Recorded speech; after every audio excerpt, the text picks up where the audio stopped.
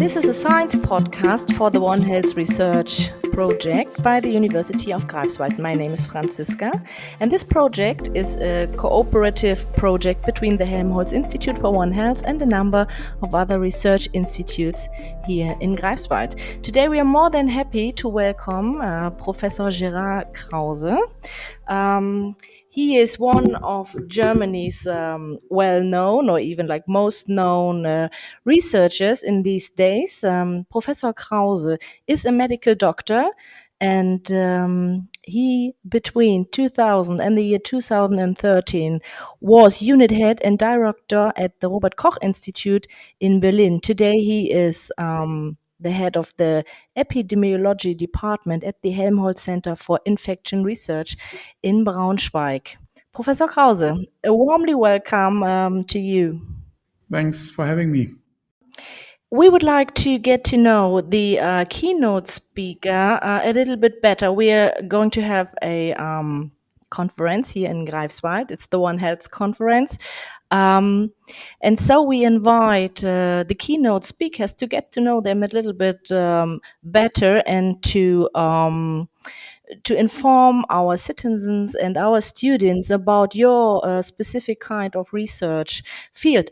The first question is, what does it take to become a leading scientist at the Helmholtz Center for Infection Research? What do I have to do? What do I have to change in my CV to get in your position?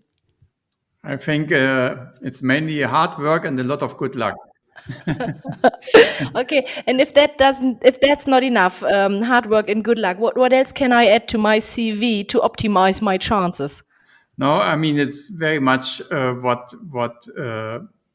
determines success in scientific career in general. It's having good ideas, taking the opportunities to grasp the chance to create something new, to develop something new, to have the good luck that it turns out well, that you never know that before, otherwise it wouldn't be science. And and then to publish and to get patents and all that kind of stuff. It's a usual. I think it's not so very extraordinary. It's probably applicable for any scientific institution. Okay. You used to study medicine. Was there like a turning point in your life when you realized that you are very much interested in viruses? Was there a specific point in your life, like a waking up experience, something like that? So, well, primarily, it's not so much the viruses and the molecular aspects that drive me. It's more the societal aspects that drive me, and that's why I became an epidemiologist. Um, in the very early stages of my career, I had still this idea of Albert Schweitzer kind of doctor helping in the poor countries and so on. And that's also why I started in tropical medicine, even during my medical studies. And my PhD work was very much related to that. It was about a tropical disease in Ecuador. But then more and more I realized that these are not the times anymore. It's not about sending doctors from Europe to Africa to help people, because there are doctors there that know the patients much better and they know the diseases there also much better. And it's also, if you really want to address the issue of poverty-related diseases, you find out very quickly that it's not so much about working very hard in treating very many patients. It's more about working on the preventive aspects and the societal aspects of health.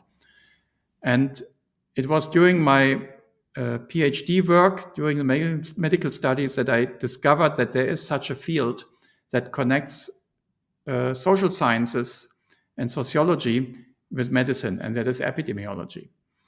And I attended a tropical medicine course in Liverpool, and there they had an element on epidemiology. It was a special module on epidemiology. That fascinated me so much that I went to the professor and asked him, where can I learn epidemiology very well? And then he gave me the key advice, and that was to go to US CDC in Atlanta and attend the EIS program there.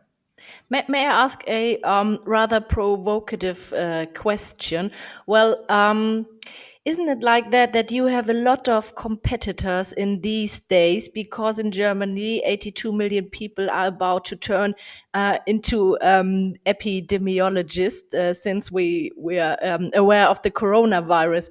Um, what is it like to be such a well-known researcher that always like every day is confronted with the public opinion about these certain kind of diseases? I mean, you are the expert, we are not, but nevertheless we are of the opinion to have a certain kind of opinion to the pandemic situation these days. So you have a lot of competitors in your field.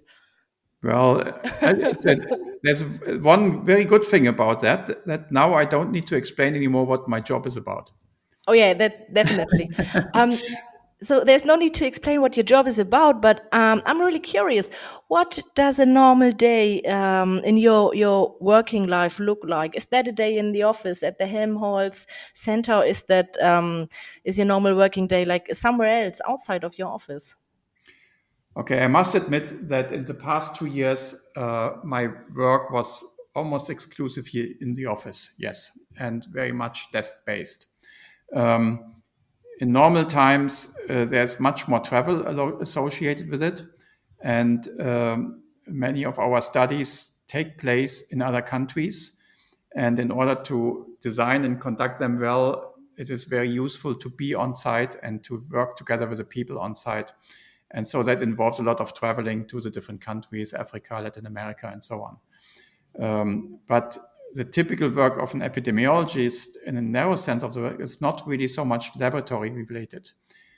In our case, in our department, we have a certain exception because we do have our own laboratory and we develop diagnostic tests that address the specific needs of population health and epidemiological research questions.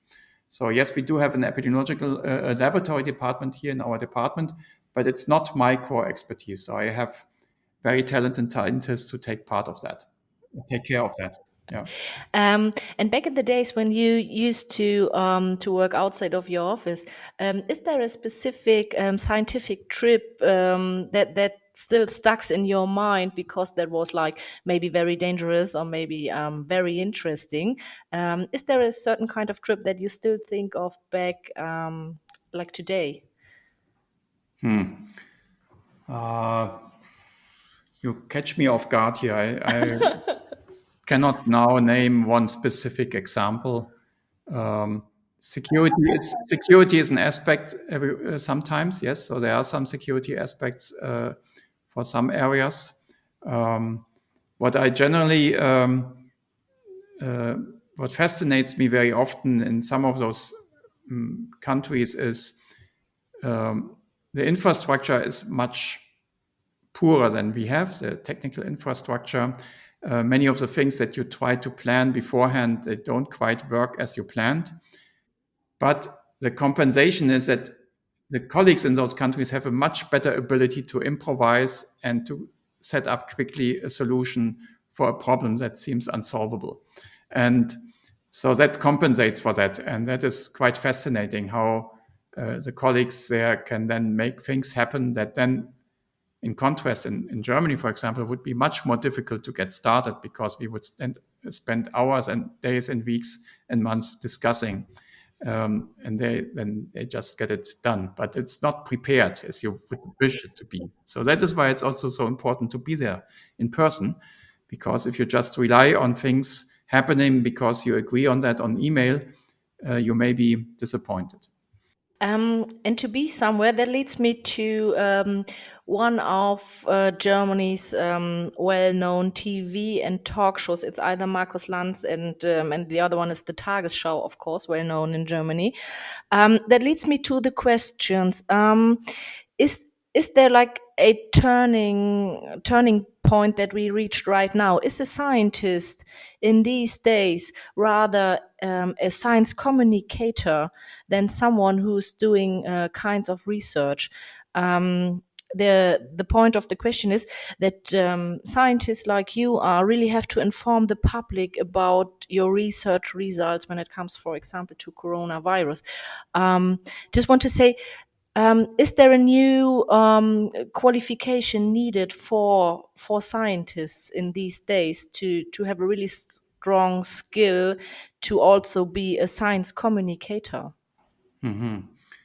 Well, first of all, not every scientist has to do this, and I know very, very talented, very, very smart colleagues who would be perfectly based according to their knowledge to answer many of those public questions and to be present in the media, but they choose not to, and that's fine.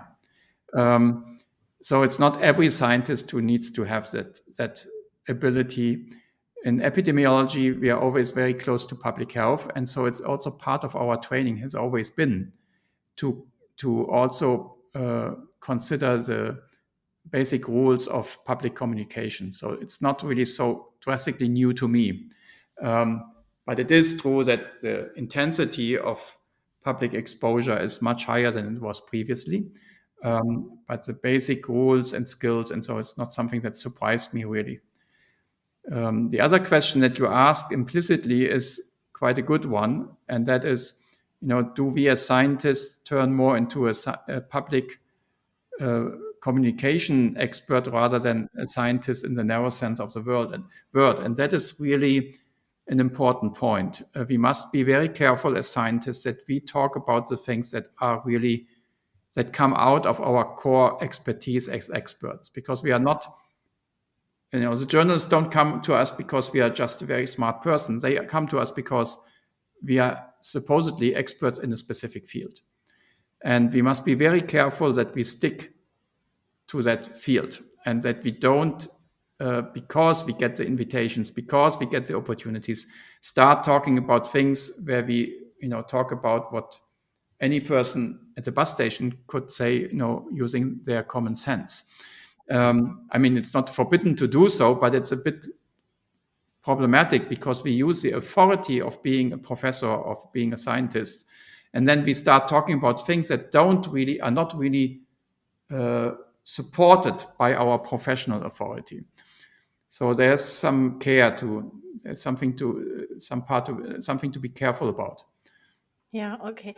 As I mentioned it before, we're more than happy to have you as one of our keynote speakers for the One Health conference this year in Greifswald.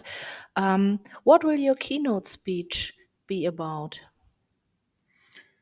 So what I would like to describe is that diseases, as we now learned, oftentimes in the animal world and the human world are interrelated.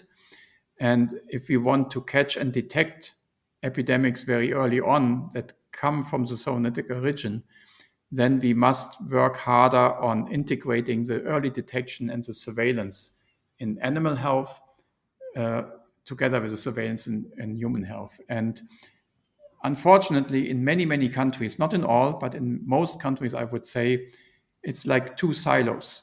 We have the human health silo with their own technical infrastructure for surveillance, and then we have the animal health silo that has its separate technical, procedural, administrative infrastructure. And they don't communicate very well with each other. And I've come across that many, many times in my career investigating foodborne outbreaks, for example, where this interaction between health inspectors, animal caretakers, and public health experts did not quite work so well as it should. Okay. I have one last question, and that really thrills me. Can you still live a chilled life, being aware and knowing all these things about viruses and their evolutions and about epidemiology? So, I guess most of us couldn't. If we know what you know, how do you deal with all the knowledge about these dangerous kind of science? Oh, no, that's not, or the opposite, actually. I'm maybe much more relaxed than anyone else because I know that most of that mankind or humankind has always kind of found a way to overcome those challenges, those health challenges. And our immune system is quite flexible. And yes, this pandemic is extraordinarily traumatic. That is true. And I think I know no colleague and no one who has really assessed or estimated the impact of this pandemic from the very early stages to now correctly. So we all had to learn. But in general, we also see now that even those dramatic situations that only come very rarely, they can be dealt with. And our human immune system is quite capable to adapt.